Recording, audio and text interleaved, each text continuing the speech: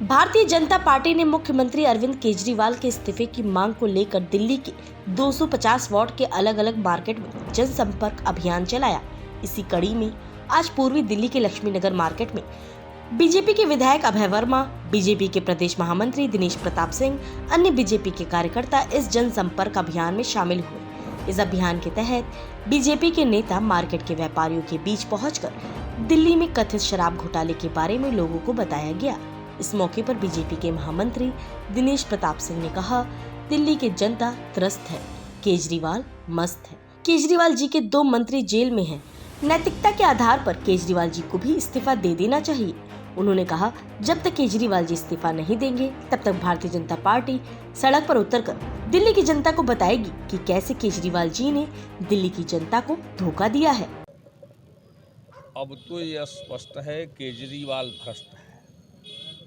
उनके 2 मंत्री जेल में हैं और मुखिया बाहर रहे तो शोभा नहीं देता है। केजरीवाल जी को नैतिकता के आधार पर इस्तीफा देना चाहिए और दिल्ली में पुनः चुनाव कराना चाहिए।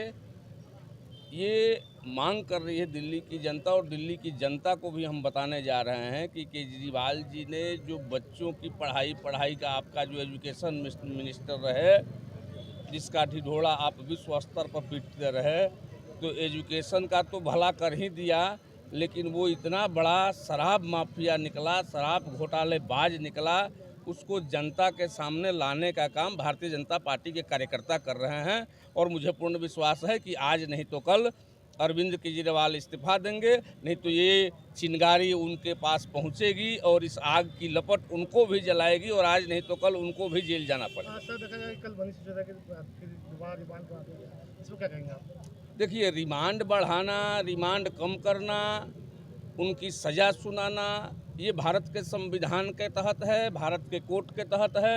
जैसा कर्म किया है उसका भुगतान उनको भुगतना पड़ेगा और वो सारी बातें कोर्ट तय करती है। सर, ये भी आरोप लगाया जा रहा है कि बीजेपी पर भी आम आदमी पार्टी उनको जबरदस्ती फंसाया जा, उनके खिलाफ कोई सबूत नहीं है। जब भी गलती करते हैं तो यही कहते हैं कि हमको मोदी जी ने फंसा दिया। पहले 1-2 साल पहले उनका स्वभाव था कि सुबह में जगते थे तो मोदी जी के विरोध में एक ट्वीट करते थे, रात्रि में सोने लगते थे तो केंद्र सरकार के विरोध में एक ट्वीट कर करके सोते थे।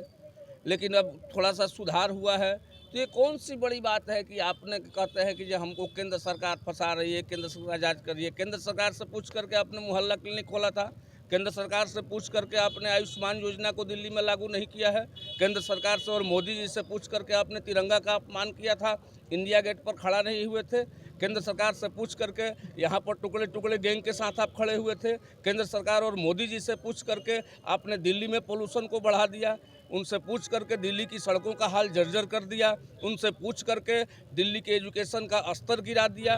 तो जितना खराबी है उसका ठीकरा केजरीवाल जी दूसरे के सर पर फोड़ते हैं। आपसे दिल्ली नहीं संभल रही है, आप इस्तीफा दीजिए। आपको पंजाब और दूसरे राज्य में जाने से फुर्सत नहीं है, तो आप दिल्ली की जनता से माफ़ी मांगिए और इस्तीफा दीजिए। ये मांग भारतीय जनता पार्टी करेगी। टॉप स्टोरी ब्यूरो के लिए दिल्ली से रवि डालमिया की रिपोर्ट।